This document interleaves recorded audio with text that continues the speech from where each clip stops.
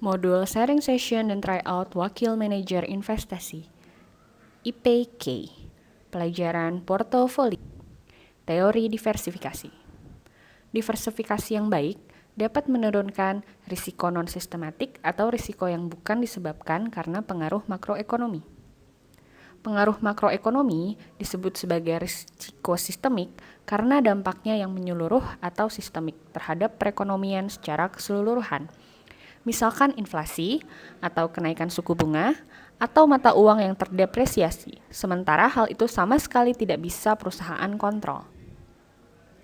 Diversifikasi dapat mengurangi expected return dari portofolio karena mengurangi total risiko, seperti prinsip yang selama ini kita ketahui, high risk, high return. Semakin banyak aset dalam portofolio, diperkirakan risiko totalnya akan turun karena risikonya dibagi-bagi. Manfaat diversifikasi akan tetap ada, tidak terbatas jumlah minimal aset yang dimasukkan dalam portofolio. Berikut adalah istilah-istilah dari pelajaran manajemen portofolio yang perlu kita ketahui dan biasanya keluar dalam ujian.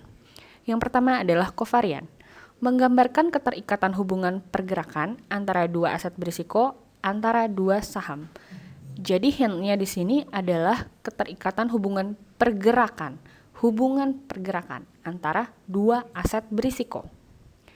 Lalu correlation, menggambarkan bagaimana arah pergerakan return dari dua aset berisiko.